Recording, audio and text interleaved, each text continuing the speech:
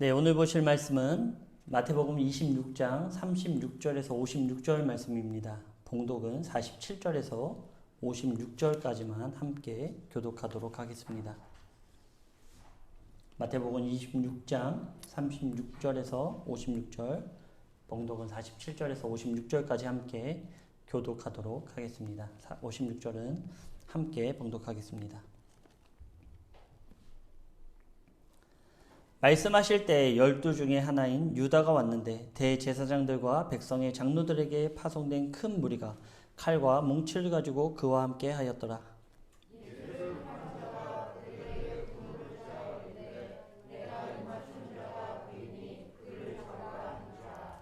곧 예수께 나와 랍비여 안녕하시옵니까 하고 입을 맞추니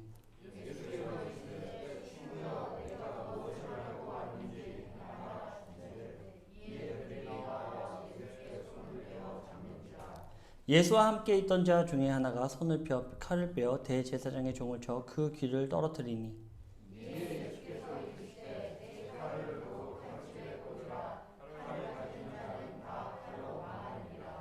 너는 내가 내 아버지께 구하여 지금 12군단 더 되는 천사를 보내게 할 수 없는 줄 아느냐.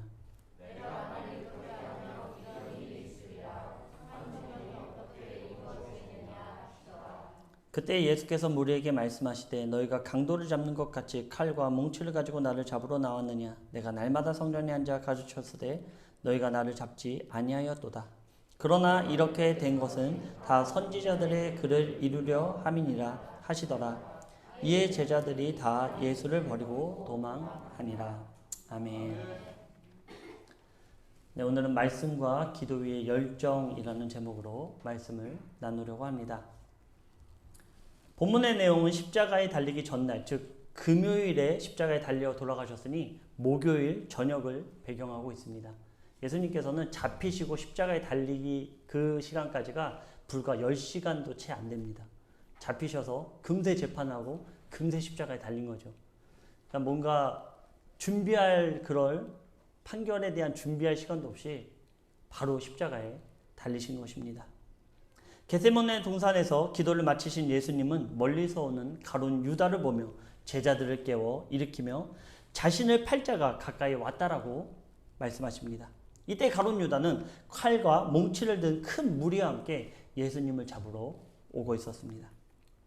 그리고 큰 무리에게 신호를 주기 위해 예수님에게 랍비여 안녕하시옵니까 라며 입을 맞추었습니다. 이때 예수님은 가룟 유다에게 친구여 내가 무엇을 하려고 왔는지 행하라 라고 말씀하시고 이내 큰 무리에게 잡히시고 말죠. 바로 이때 예수님과 함께 있던 제자 중 한 명이 칼을 빼어 대제사장의 종의 귀를 떨어뜨립니다. 마태복음에는 칼을 빼어든 제자가 누군지 또 대제사장의 종이 누군지를 기록하고 있지 않지만 요한복음 18장 10절에 보면 이 제자가 바로 베드로이며 그 귀가 떨어진 자를 말고라라고 얘기하고 있죠. 예수님은 이 광경을 보시고 즉시로 말고의 귀를 고쳐주셨고 또한 마지막으로 베드로를 책망하십니다. 아마 이 책망이 베드로를 향한 마지막 말이 아니었을까. 마지막 그 책망, 그 이후에는 책망이 없으시죠? 마지막 책망을 이 베드로에게 하는 내용이 나옵니다. 바로 본문 52절에서 54절의 내용입니다. 내 칼을 도로 칼집에 꽂으라. 칼을 가지는 자는 다 칼로 망하느니라. 너는 내가 내 아버지께 구하여 지금 12군단 더 되는 천사를 보내시게 할 수 없는 줄로 아느냐. 내가 만일 그렇게 하면 이런 일이 있으리라 한 성경이 어떻게 이루어지겠느냐. 이 말씀은 마태복음 5장 38절의 산상수훈의 예수님의 가르침을 생각나게 합니다. 그것이 무엇입니까? 눈에는 눈, 이에는 이. 그렇게 하지 말아라. 이 내용이죠. 세상을 이기는 것은 세상의 것이 아닌 바로 하나님의 말씀이라는 사실을 베드로에게 일깨워 주신 것입니다. 칼로 세상을 심판하려 했다면 이미 하나님께서는 12군단 더 되는 천사를 사용하셨을 것입니다. 그러나 하나님은 이것을 포기하시고 우리를 사랑으로 용서하셨다는 사실을 말씀하신 것입니다. 이것이 바로 하나님의 사랑입니다. 마태복음 5장 38절에서 42절에 원수를 대하는 말씀은 바로 하나님께서 우리를 향해 행하신 것을 말씀하신 것이죠. 무슨 내용입니까? 우리는 하나님에게 악했지만 하나님은 오른밤을 치는 우리에게 왼밤도 돌려주셨습니다. 속옷을 달라 하면 겉옷까지도 우리에게 주셨습니다. 억지로 오리를 가자라고 하면 하나님께서는 우리를 위해 심리도 흔쾌히 동행해 주셨습니다. 이런 일의 정점이 바로 십자가의 사건인 것입니다. 로마서 5장 8절은 이렇게 기록하고 있죠. 우리가 아직 죄인 되었을 때 그리스도께서 우리를 위하여 죽으심으로 하나님께서 우리에 대한 자기의 사랑을 확증하셨느니라. 아멘. 예수님은 자신을 위해서는 얼마든지 12군단의 천사를 부르셔서 칼을 든 무리를 진멸하실 수 있지만 우리에 대한 사랑 그리고 하나님의 말씀을 의지하여 이것을 내려놓으신 것입니다. 그러나 예수님이라고 해서 이런 유혹에서 자유로울 수 있었을까요? 이렇게 하고 싶은 마음이 없었을까요? 오늘 봉독하지 않은 36절에서 46절의 말씀을 보면 절대 그렇지 않습니다. 예수님도 이러한 유혹 가운데 놓여 있었다는 사실입니다. 왜 그럴까요? 왜 예수님은 이런 유혹 가운데 있었을까요? 그 이유는 예수님 또한 우리와 같은 완전한 인간이셨기 때문입니다. 예수님은 이렇듯 칼을 빼어든 베드로를 책망하신 이유는 하나님의 뜻을 생각하지 않고 자신의 생각대로 잘못된 열정을 쏟았기 때문입니다. 이렇게 베드로를 책망하시고 하반부에 유다와 함께 온 무리들을 책망하시죠. 내가 날마다 성전에서 가르쳤지만 그때 잡지 않고 강도를 잡듯이 밤에 그것도 무기를 들고 나에게 왔냐라는 것입니다. 하지만 이러한 일들이 바로 구약의 선지자들의 글을 이루는 것, 즉 하나님의 말씀 가운데 이루어졌음을 선포하시죠. 그리고 마지막 56절 하반부에 제자들은 이 말씀과 동시에 예수님을 버리고 다 도망갑니다. 절대절명의 위기, 즉 자신의 목숨을 내어놓아야 하는 상황에서 예수님은 자신의 정체성을 시인하셨고 그런 예수님을 따르던 제자들은 모두 도망치며 예수님을 부인한 것입니다. 그리고 그 중심에는 스스로 자신하던 베드로가 속해 있었죠. 이렇듯 주를 고백하며 시인해야 하는 상황에서 대표적인 두 부류의 사람을 보여주고 있는 것입니다.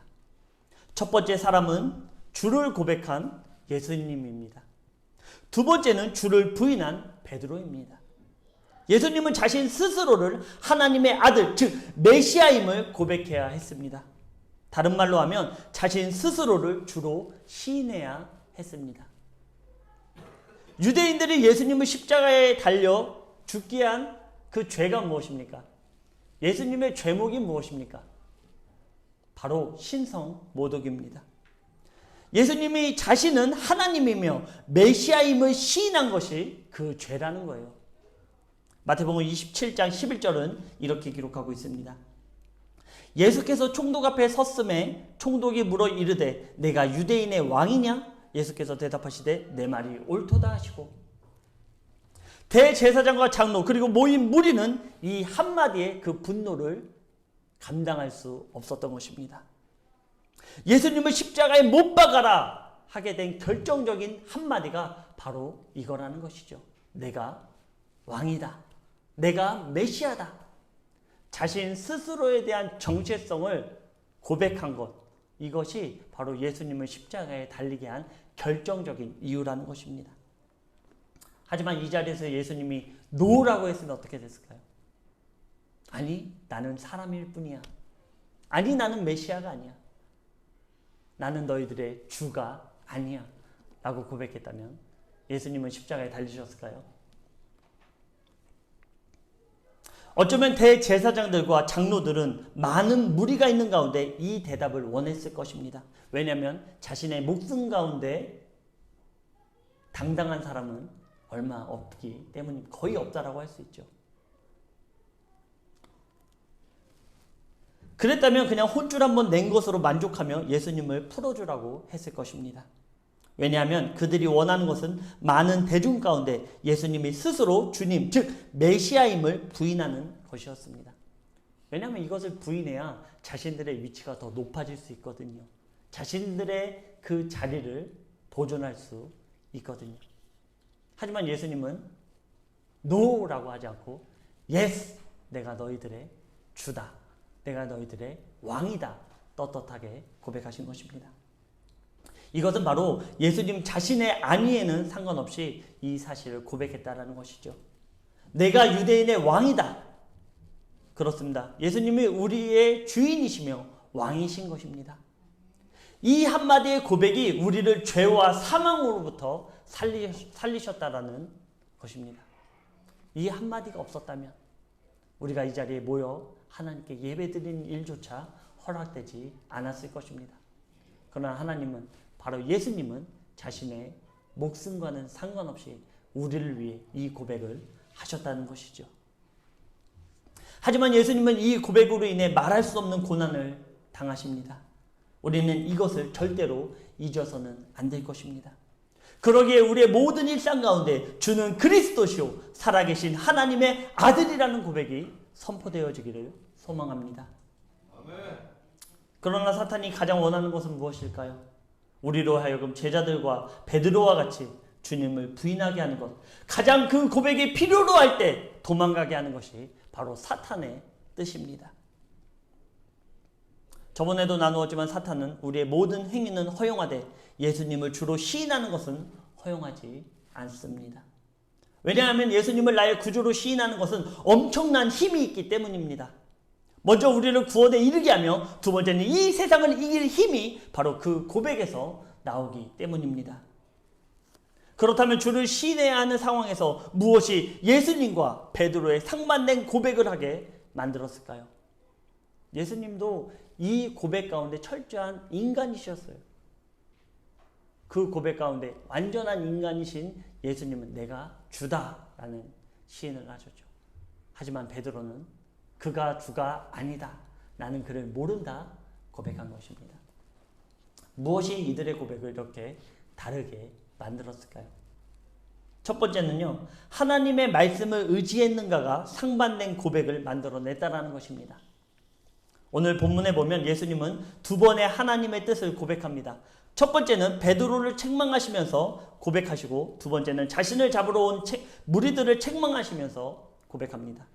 이런 고백의 핵심은 바로 나 자신의 뜻을 내려놓고 완전하신 하나님의 뜻을 따른다는 것입니다. 인간인 자신의 뜻은 얼마든지 12군단의 천사를 부를 수도 있고, 또한 칼과 몽치를 들고 온 무리들에게 잡히지 않으실 수도 있습니다. 하지만 이런 인간적인 욕구를 내려놓게 만든 것은 바로 하나님의 뜻인 그 말씀이 있었기 때문입니다. 그렇습니다. 예수님은 자신을 위해 위하는 길만 생각하셨다면 인류를 버리고 하나님의 우편 보좌로 가실 수도 있는 그런 분이었습니다. 하지만 자신의 안위보다 먼저 생각한 것은 하나님의 뜻이었으며 또한 인류를 향한 사랑이었습니다. 이것이 바로 인간인 예수님이 자신 스스로를 주로 시인할 수 있었던 가장 큰 이유입니다. 그러나 베드로는 어땠을까요? 본문 바로 전의 내용은 예수님께서 제자들에게 너희가 나를 버릴 것이다 라고 말씀하시는데, 이 말씀을 들은 제자들 중 베드로가 나서서 이렇게 고백하죠. 모두가 주를 버릴지라도 나는 결코 버리지 않겠습니다. 이 내용에는 어떤 내용이 포함되어 있냐면, 여기 제자들 보이시죠? 11명의 제자들은 예수님을 다 버릴지라도 저는 안 버릴 거예요. 굉장한 열성이 있는 거죠. 그러면서 자신은 높아지고 다른 사람을 은근히 낮추는 그런 말을 베드로는 한 것입니다. 하지만 예수님은 이 말씀을 듣고는 이렇게 말씀하시죠. 오늘 밤 닭이 울기 전에 내가 나를 3번 부인할 것이다. 그리고 베드로는 또 한 번 이 얘기를 듣고 다짐합니다. 제가 죽을지언정 주를 부인하지 않겠습니다. 잘못된 열정, 교회 안에서의 잘못된 열정은 이렇게 변질될 수 있어요. 하나님의 말씀이 없는 열정은 베드로와 같은 잘못된 고백을 할 수밖에 없다라는 거죠. 보통 교회에 보면은 새신자들이 문제를 일으키지 않습니다. 내가 어느 정도 갈록이 있고 하나님의 말씀을 어느 정도 알고 있다 하시는 분들이 보통 교회에서 많은 열정 때문에 문제를 일으키는 경우를 제가 누누이 봐왔습니다. 보통 교회의 문제가 보통 정교들 사이에서 일어나는 일들이 많더라고요. 또 부교들 사이에서. 초신자들은 문제를 일으키는 일이 거의 없어요. 뭐 그 초신자들이 설사 신천지면 좀 문제를 일으킬 수 있겠죠.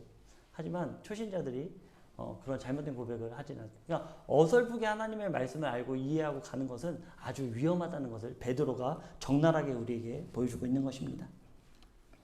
이러한 고백은 바로 하나님의 뜻과는 전혀 상관없는 고백을 베드로가 한 것이죠. 베드로는 언제나 예수님을 향한 열정이 아주 대단했습니다. 그 누구도 바다 위를 걸으려 하지 않은 바다를 걸었고 예수님을 해하고자 하는 이야기를 들었을 때는 결단코 그런 일이 일어나지 않을 것이라며 호언장담했습니다. 또 주는 그리스도시요 살아계신 하나님의 아들입니다 라고 고백하며 예수님의 정체성에 대한 올바른 인식도 가지고 있었습니다. 하지만 정작 중요한 선택의 때에는 예수님을 3번이나 부인하는 결과를 맞이했습니다. 평소에 주님을 따르고 주님을 지키겠다 다짐하고 또 다짐했지만 예수님이 베드로를 필요로 할 때는 모른 척 했다라는 것이죠. 정말로 예수님이 필요로 할 때는 예수님을 모른다 고백한 것입니다. 왜 이런 결과를 받아들이게 되었을까요? 그것은 베드로는 예수님이 하시는 말씀을 듣기는 들었어도 그냥 귀로만 들었기 때문입니다. 그냥 인간적인 육신의 귀로만 들었기 때문이에요. 예수님께서 베드로를 만나 오늘 본문에 잡히시기 전까지 무수히 하나님의 뜻을 말씀해 주셨습니다. 자신의 잡힐 것도 말씀해 주셨고요. 자신이 죽은 지 3일 만에 부활할 것도 말씀해 주셨습니다. 하지만 이것은 그냥 인간의 귀로만 들었지 영혼의 말씀으로 듣지 않았다라는 것이죠. 그것이 무엇입니까? 상황에 따라 변하는 상태가 아닌 어떤 상황에서도 흔들리지 않는 상태를 말씀하신 것입니다. 즉 하나님의 관용과 사랑은 모든 것을 덮는다는 것입니다. 하지만 베드로는 이것을 보고 들었지만 자신에게 주어진 상황 가운데 흔들렸습니다. 그래서 칼을 들고 오는 무리를 보며 칼을 집어들었고 자신을 예수님의 제자라고 말한 여인들을 향해 예수님을 저주하며 3번이나 부인한 것입니다. 심지어 예수님은 잡히시기 직전에 베드로에게 내가 나를 오늘 밤 닭이 울기 전 3번 부인할 것이다 라고 말씀해 주셨습니다. 그러나 베드로는 이 말씀 또한 무시하고 말았습니다. 나는 절대로 부인하지 않을 것입니다. 하지만 하나님의 뜻이 자신에게 불리하게 적용되니 이것을 무시한 것입니다. 이렇듯 절대로 주님을 부인하지 않겠다는 베드로의 호언장담은 하나님의 말씀 가운데 아무런 힘을 발휘하지 못한 것입니다. 베드로의 문제는 그 말씀을 부인하며 무시했다는 것입니다. 그 결과가 어떻습니까? 실질적으로 예수님을 나의 구주로 고백해야 할 때 베드로는 고백하지 못했습니다. 우리도 그렇죠. 절대절명에 예수님을 나의 구주로 고백해야 되는 그때 어떤 대중을 향한 그것만을 말하는 게 아니에요.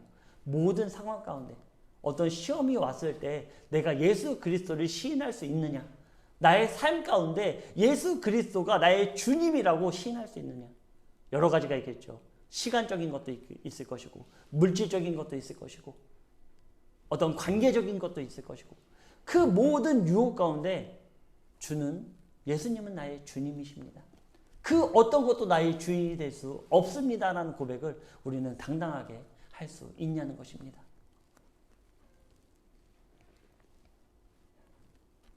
바로 예수님을 나의 구주로 시인해야 할 때 그때 우리가 예수님을 나의 구주로 고백해야 되는 것입니다.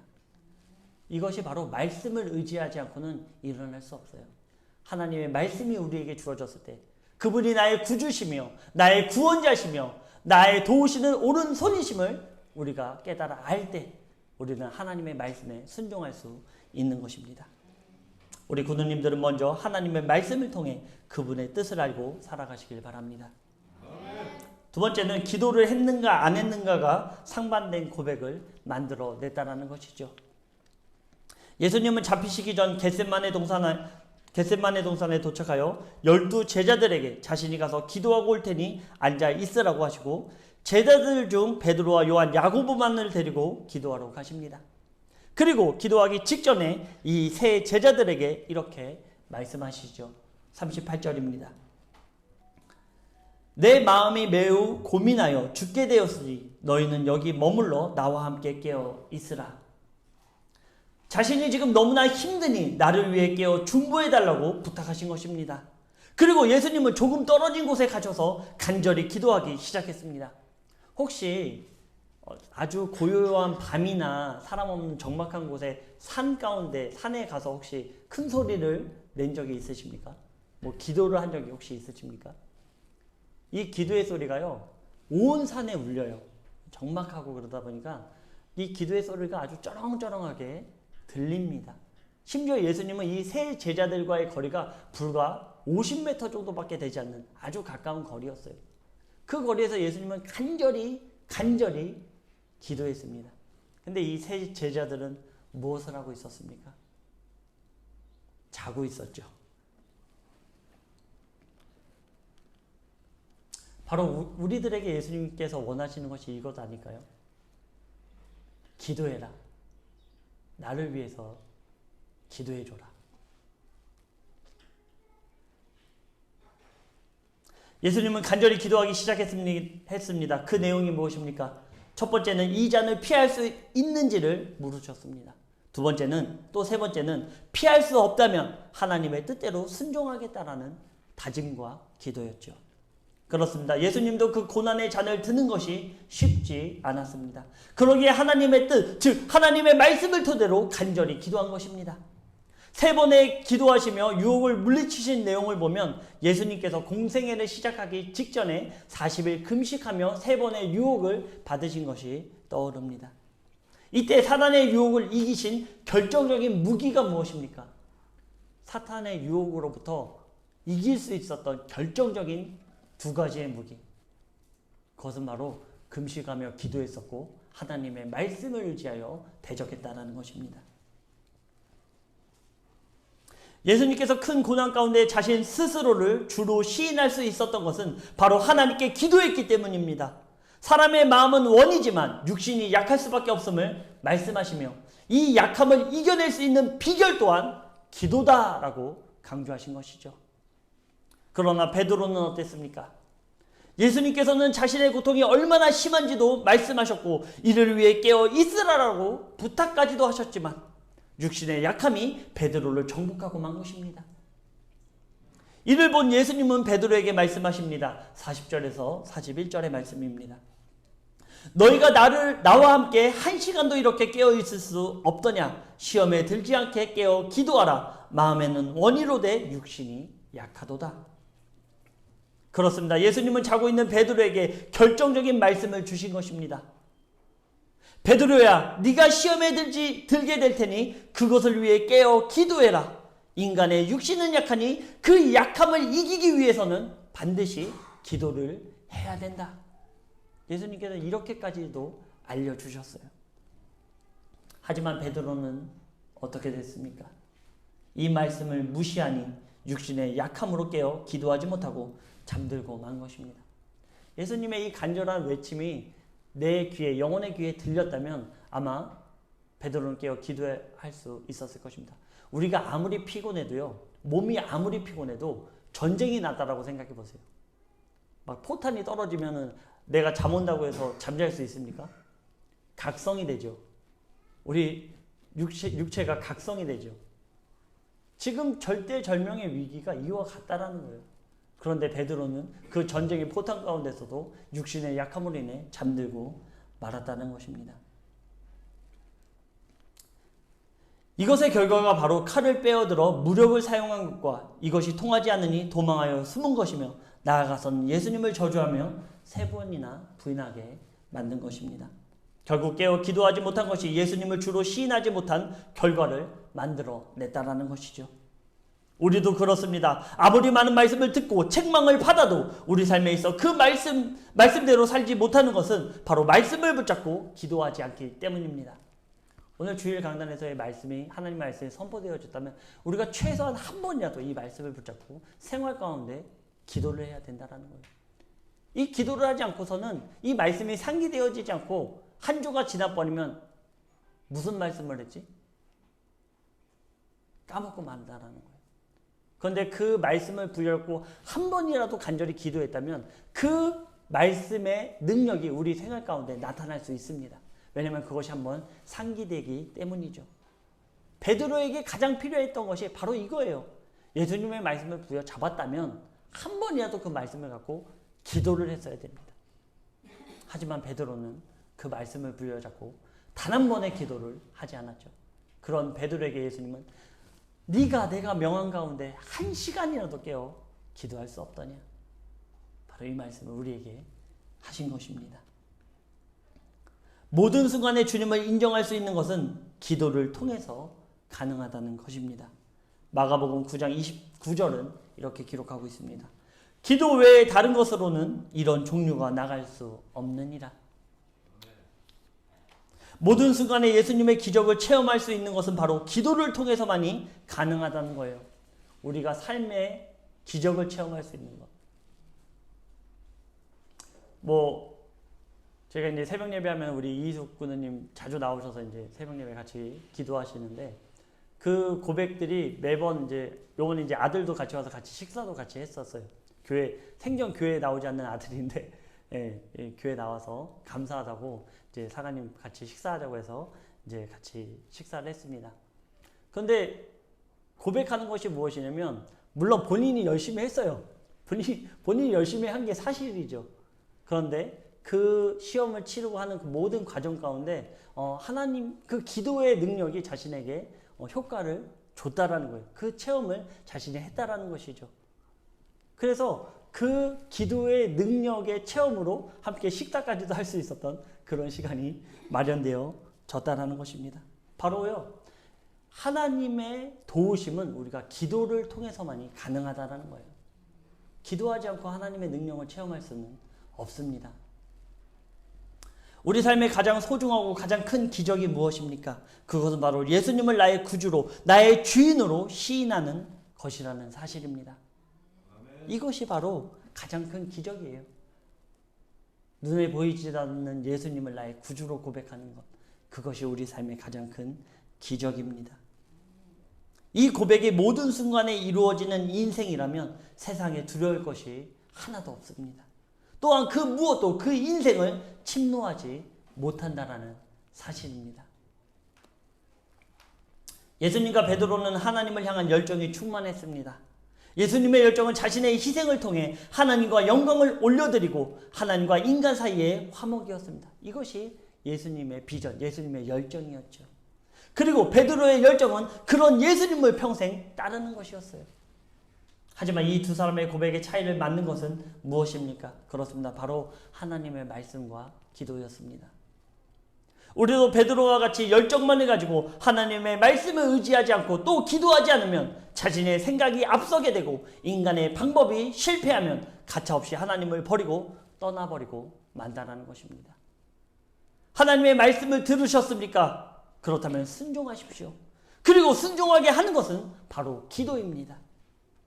하나님을 향한 열정이 완성되는 것은 바로 말씀과 기도를 통해서만 가능하다는 사실을 잊지 마시기 바랍니다. 왜냐하면 이것이 없이는 그 방향을 올바로 잡을 수 없고 우리의 인생 가운데 계속해서 하나님의 말씀을 붙잡으면 우리는 올바른 방향으로 점점 나아갈 수 있습니다. 우리의 모든 삶 가운데 하나님의 말씀을 붙잡으시고 기도함으로 순종하여 하나님의 온전한 뜻을 날마다 이루시기를 주님의 이름으로 축원드립니다. 함께 기도하겠습니다.